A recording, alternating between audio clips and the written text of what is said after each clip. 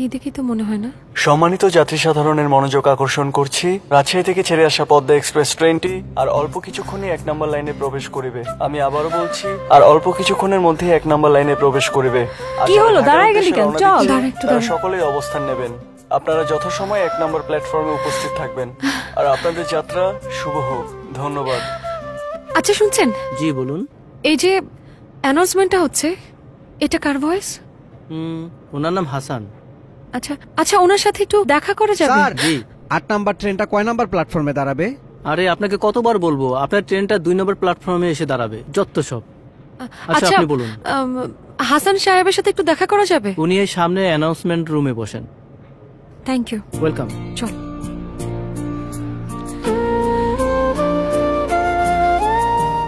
আপনি হাসান সাহেব? না তো।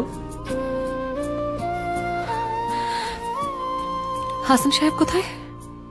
উনি তো লাঞ্চে কোয়ার্টারে গেছেন, সামনে স্টাফ কোয়ার্টার। কেন বলেন তো? না কিছু না। আচ্ছা, আপনি একটা উপকার করতে পারবেন?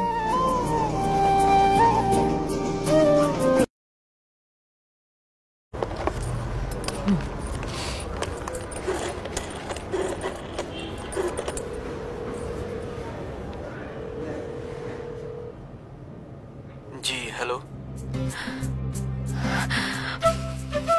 হ্যালো, জি বলুন। আমি রূপা। আপনি আমাকে চিনবেন না বোধহয়। বেশ কয়েকদিন আগে আপনি আপনার এক বন্ধুকে কল করতে গিয়ে এই নাম্বারে ফোন করেছিলেন, মনে পড়ছে? ও হ্যাঁ, জি বলুন। না মানে, আসলে বিষয়টা খুব অদ্ভুত, বোধহয় আপনার বিশ্বাসও হবে না। সেদিন আমার কাজিনকে ট্রেনে উঠিয়ে দিতে গিয়ে আমি একটা কণ্ঠস্বর শুনতে পাই। আমি নিশ্চিত এই কণ্ঠস্বর আপনার, তাই ভাবলাম আপনাকে একটা কল করি। অদ্ভুত, আপনি আমার বাসার নাম্বার কোত্থেকে পেলেন? এটা তো পাওয়ার কথা না।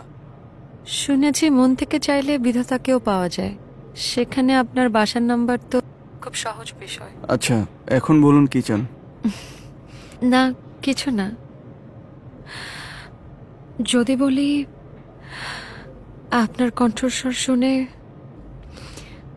আপনাকে দেখার খুব ইচ্ছা হচ্ছে, তাহলে কি খুব অন্যায় হবে?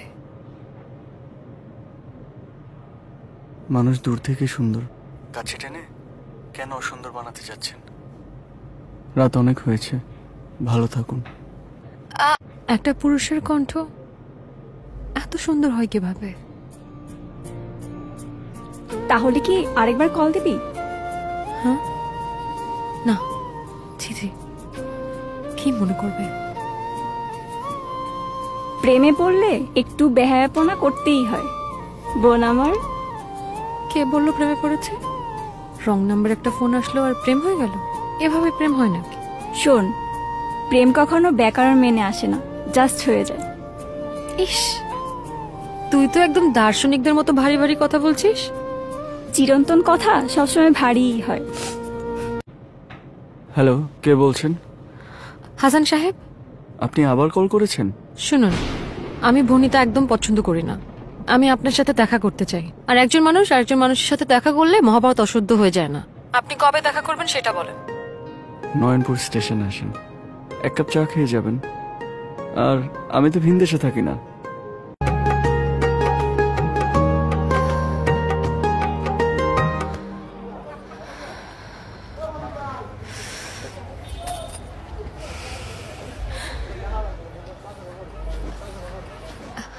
আপনি কি হাসান?